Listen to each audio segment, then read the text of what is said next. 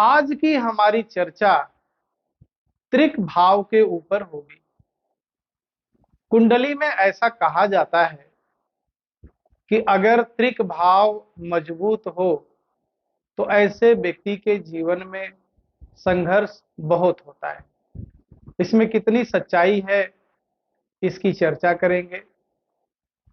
आप इस विषय को सुनने के बाद अगर पसंद आए तो कमेंट जरूर करें, जिससे कि हमें पता चलता रहे कि आप ज्योतिष को कितना समझ रहे हैं। नमस्कार, मैं हूं कमल दुबे, आपका ज्योतिष मित्र। सौभाग्य सलाह में आपका स्वागत करता हूं। प्यारे दर्शकों, सबसे पहले आपको यह समझना है कि त्रिक भाव है कौन से। देखिए, एक डेमो कुंडली के माध्यम से आपको समझाने का प्रयास कर रहा हूं। कुंडली का छठा भाव, आठवां भाव और 12वां भाव, इसको हम लोग कहते हैं त्रिक भाव। छठा भाव रोग, ऋण, शत्रुओं का भाव है और यह कंपटीशन का भी भाव है।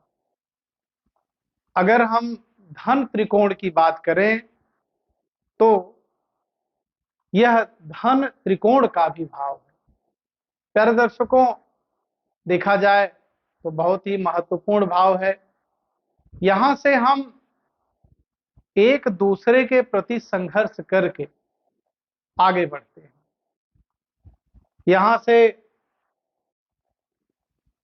रोग को भी समझा जाता है।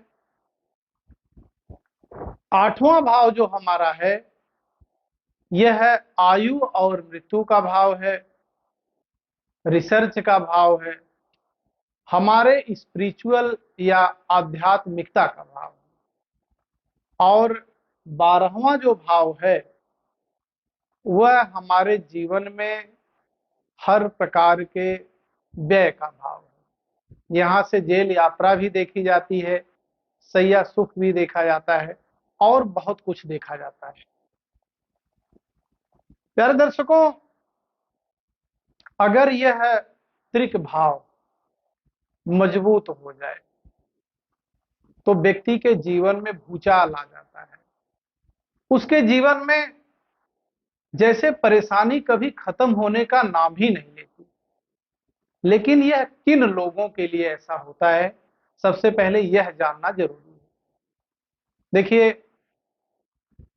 जो सांसारिक लोग हैं, जिनके पास अपने बीवी बच्चे हैं, जो समाज में रहते हैं, समाज के दुख सुख में भाग लेते हैं और समाज में एक अपना स्थान बनाना चाहते हैं, अगर उन लोगों के लिए यह त्रिक भाव मजबूत हुआ तो उनकी परेशानी कभी भी खत्म होने वाली नहीं है। और इसका अच्छा पहलू क्या है? वह लोग जो बैरागी हैं, जिन्हें संसार के लोगों से कुछ लेना लादना नहीं है, जो स्पिरिचुअल हैं, जो धार्मिक हैं, जो सिर्फ धर्म को ही, जो सिर्फ आध्यात्म को ही अपना सब कुछ समझते हैं, उनका त्रिक भाव अगर मजबूत हो जाए तो उनका जीवन सफल हो जाए। प्यारे दर्शकों, अधिकतर लोग तो सांसारिक ही हैं, तो इसलिए त्रिक भाव का मजबूत होना कहीं ना कहीं उनके जीवन में परेशानी हर प्रकार से खड़ा कर सकता है। ऐसा हमारे शास्त्र में, ऐसा हमारे जो ऋषि मुनियों ने ज्योतिष की किताब में हमें बताया है। लेकिन वास्तव में क्या यह त्रिक भाव हमारे लिए परेशानी का कारण बनेंगे, यह जानना बहुत जरूरी है। उसके लिए आपको सबसे पहले अपने लग्न को देखना पड़ेगा। अगर लग्न मजबूत स्थिति में है, फिर दूसरे नंबर पे देखना है लग्नेश को, यानी सबसे पहले लग्न से हम लोग शरीर की स्थिति को समझते हैं, दूसरे नंबर पर हम लोग समझते हैं शरीर के स्वामी यानी शरीर के मालिक को। क्योंकि दुख और सुख का अनुभव शरीर करता है और शरीर का स्वामी करता है। शरीर और शरीर का स्वामी अगर मजबूत हुआ तो आपको डरने की जरूरत बिल्कुल नहीं है। लेकिन हाँ, अगर लग्न और लग्नेश कमजोर बना और कहीं जो यह त्रिक भाव के स्वामी हैं, छठे, आठवें और 12वें भाव के स्वामी, यह आकर के चौथे भाव, पांचवें भाव या 9वें भाव में विराजमान हुए तो भैया जीवन भर संघर्ष ही करोगे। बहुत मुश्किल है कि आप अपने परेशानी से उबर पाओ। प्यारे दर्शकों, लग्न और लग्नेश मजबूत है और कहीं आपके कुंडली में विपरीत राजयोग बना है तो जीवन में हर प्रकार के सुखों को भी प्राप्त करोगे। विपरीत राजयोग क्या होता है उसे भी जानना बहुत जरूरी है। छठे भाव का स्वामी 8वें भाव या 12वें भाव में विराजमान हो जाए तो हर्ष नामक विपरीत राजयोग बनता है।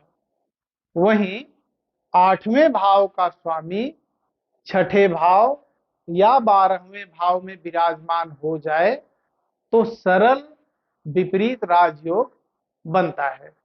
वहीं 12वें भाव का स्वामी छठे भाव या 8वें भाव में विराजमान हो जाए तो विमल नामक विपरीत राजयोग बनता है।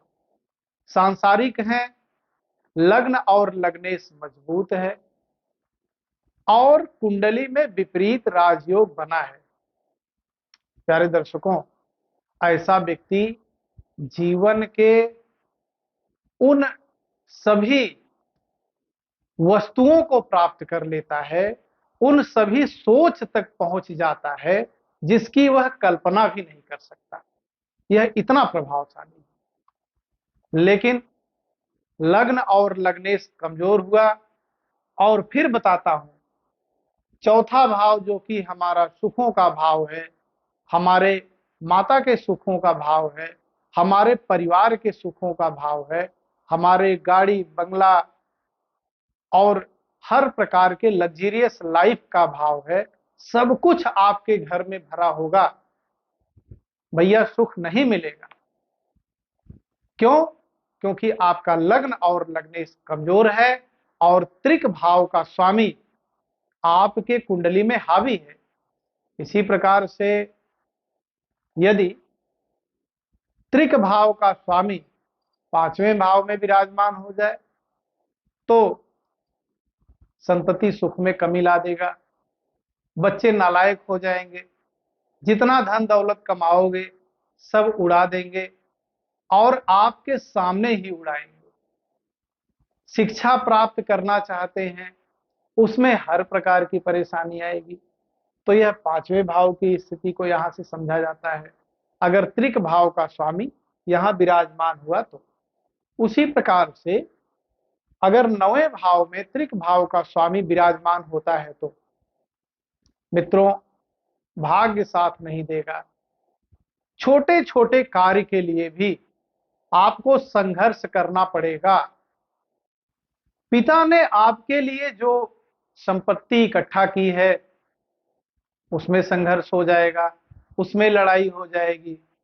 पिता द्वारा किए गए आजीवन जो कर्म है उसका लाभ आपको नहीं मिल पाएगा। तो इस प्रकार से त्रिक भाव को आपको समझना है। आप अपने कुंडली में देखिए कि त्रिक भाव का स्वामी कहां विराजमान है। देखिए, त्रिक भाव का स्वामी यदि केंद्र में कहीं पर भी बैठ जाए तो आपको समस्या में डाल ही देगा। लेकिन यह तब स्थिति बनेगी जब आपका लग्न और लग्नेश कमजोर होगा। नहीं तो आप त्रिक भाव के स्वामियों से भी लाभ उठा सकते हैं।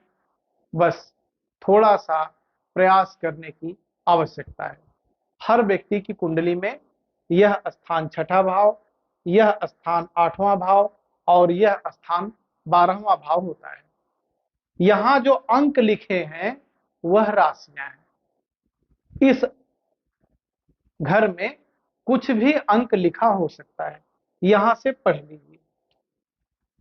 अगर 1 और 8 लिखा है यहां, यहां या यहां, तो इसका स्वामी ग्रह मंगल बनेगा। शुक्र स्वामी ग्रह तब बनेंगे तीनों भावों में जब 2 या 7 लिखा हो। बुध देव उसके स्वामी तब बनेंगे जब 3 और 6 लिखा हो। छठे, आठवें, 12वें भाव में यदि 4 लिखा है तो उसके स्वामी चंद्रदेव बनेंगे। ऐसे छठे, आठवें, 12वें भाव में 5 लिखा है तो सूर्यदेव बनेंगे, 9, 12 लिखा है तो गुरुदेव बनेंगे और 10, 11 लिखा है तो शनिदेव बनेंगे।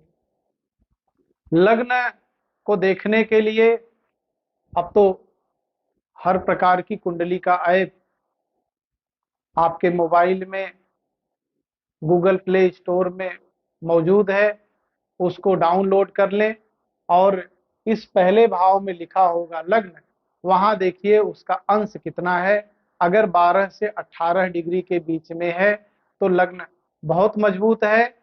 और लग्नेश के लिए भी आपको यही चार्ट देखना है। यहाँ लिखा है 1 या 8 तो मंगल, 2, 7 तो शुक्र, 3, 6 तो बुध, 4 तो चंद्रमा, 5 सूर्य।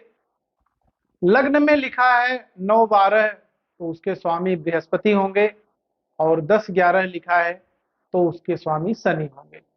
देखिए शनि, बृहस्पति, मंगल, शुक्र, चंद्रमा, सूर्य, इनके अंश कितने हैं जो आपके लगने हो। अगर वह भी 12 से 18 अंश के बीच में हैं तो लग्नेश भी आपके मजबूत हैं। इस स्थिति में आपको त्रिक भाव से डरने की जरूरत नहीं है। आप संघर्ष करेंगे और संघर्ष के बाद अपने शत्रुओं को भी परास्त करेंगे, कर्ज को भी खत्म करेंगे और आपके जितने भी शत्रु होंगे वो सब मित्र बन जाएंगे। इसी प्रकार से आप रिसर्च में जाएंगे, नए नए इन्वेंशन करेंगे, जिस भी व्यवसाय में होंगे वहां आप कुछ नया करने की वजह से जाने जाएंगे और जो भी आप खर्च करेंगे उस खर्च का कुछ न कुछ अच्छा परिणाम निकलेगा। बस लग्न और लग्नेश की स्थिति को आपको समझना है। प्यारे दर्शकों, त्रिक भाव से डरने की जरूरत नहीं है। लग्न और लग्नेश कमजोर है तो अपने लग्नेश को मजबूत करिए, लग्नेश का मंत्र जपिए, अपने इष्ट देव की आराधना करिए, इष्ट देव को सिद्ध करिए। आपके जीवन की सारी परेशानी का समाधान आपके इष्ट और आपके लग्नेश के पास है। फिर एक महत्वपूर्ण विषय पे आपसे चर्चा करेंगे। आप सभी दर्शक हमसे जुड़े, आप सभी का बहुत बहुत धन्यवाद।